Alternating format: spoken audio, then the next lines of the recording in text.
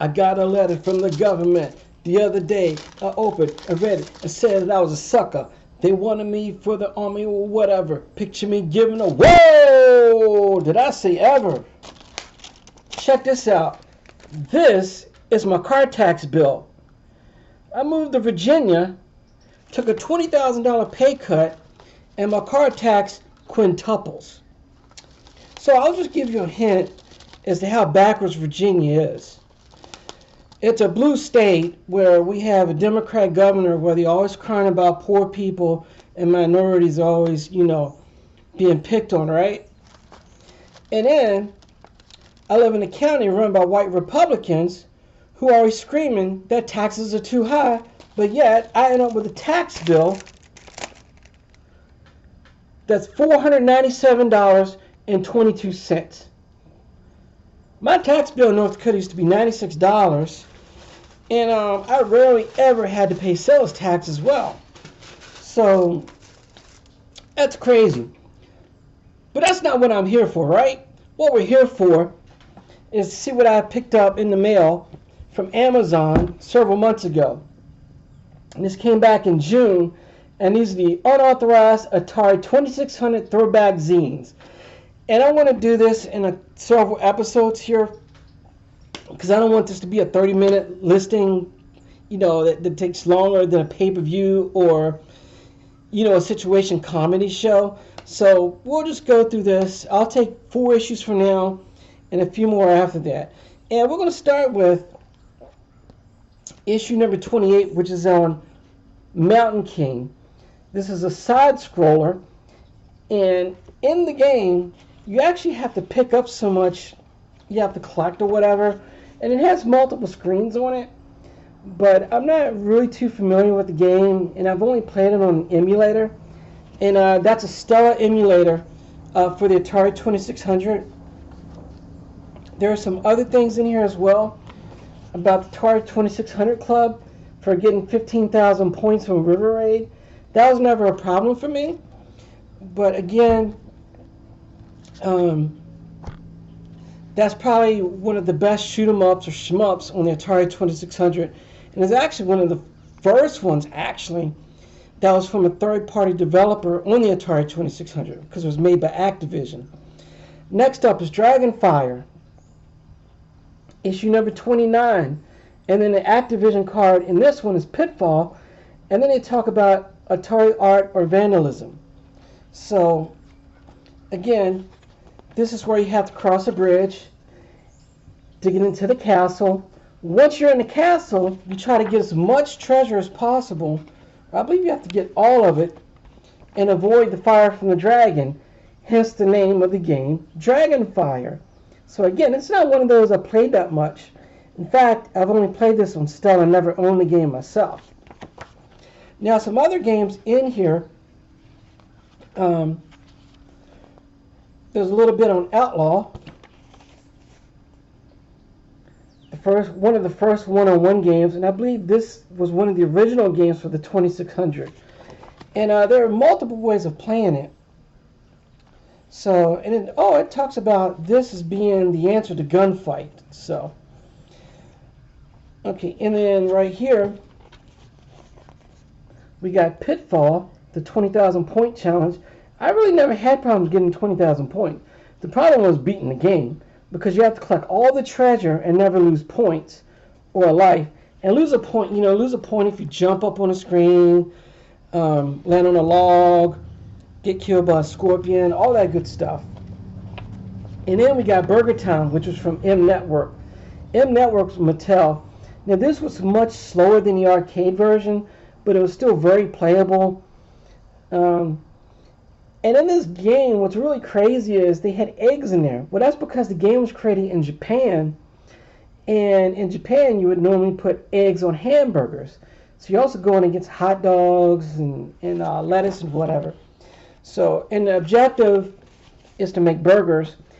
And the thing is, you can cause the enemies to fall and kill them either by squishing them or making them a ride. So when they're on a burger or when they're on a bun or a piece of the burger, which everything was like, the same thing because of an Atari 2600, they would ride down while you go across it, then you get tons of points, and it would cause the burger to go down multiple levels. So that was always one of the best games.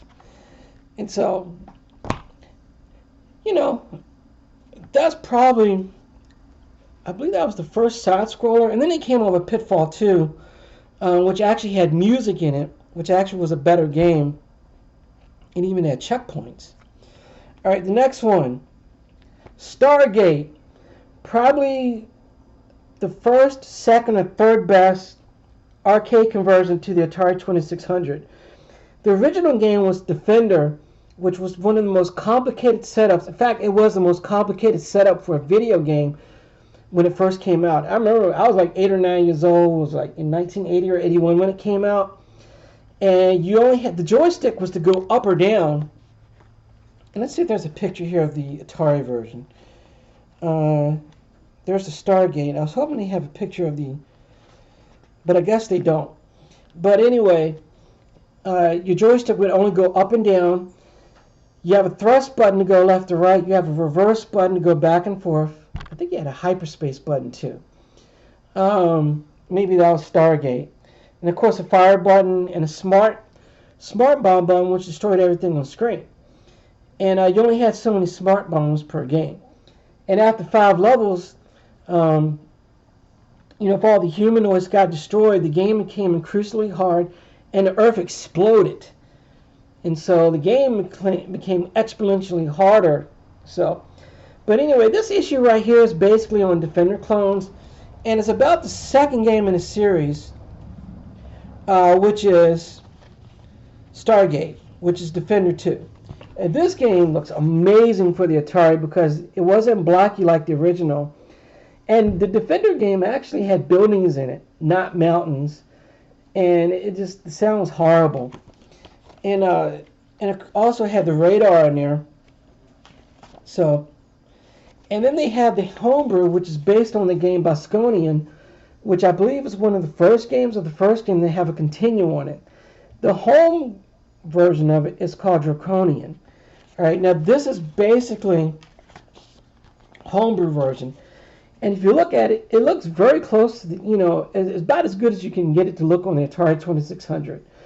And the objective was, of course, to destroy all these hexagon-type space stations. You could either destroy them by destroying the core or all 6 green pieces.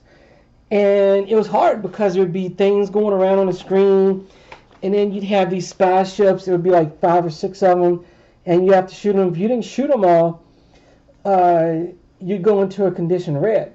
And if you took too long, you'd get in condition red. Oh yeah, and the game would get extremely difficult.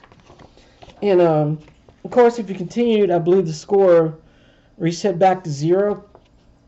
And then the next one, there was a challenge on Chopper Command, which is a Defender clone for the Atari 2600. Okay, so very good game. And okay, this is what Defender looked like. There we go. This is what I was looking for. 30,000 points. I never had too much trouble with, but to do the smart bomb was you had to go on top of the screen and hit the button or something. So yeah, this was really crazy. All right. There's some other stuff here. And each month there's a guy who writes an article because, he pays a good amount on a Patreon or something. So I don't talk too much about those. They do talk about Rough Rider, a new game or something. So I'm not sure. Maybe it was an original game. So I'm not sure. I've never heard of it. And I've pretty much heard of every Atari 2600 game.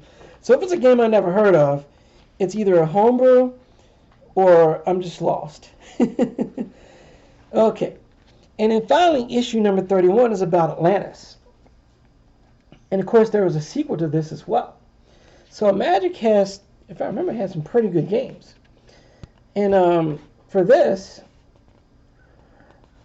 right here we go. This is what the game looked like. It was a little bit different version of Missile Command, and you had to make sure your cities didn't get blown up. And you only had one thing to fire from, I think, or was it 3? That's right, you had 3 things you could fire from. on the left and right part of the screen and in the middle. So you got to protect the cities from getting blown up. And this ship here, that's second from the top, it would just keep going lower and lower until it would actually destroy you, if I remember correctly. So it's been a long time since I played this game, but it's very good. And then Cosmic Art was the follow-up to it. And then you have to shoot things. They come up from up, down, left, right. You have to shoot asteroids or rocks. And once you shot enough of them and got enough energy, you would go down to the second screen where I think you had to zap cows or something, or people, for survival. So, very crazy game. Alright. Next up is the Kaboom Challenge. I was never good at this game.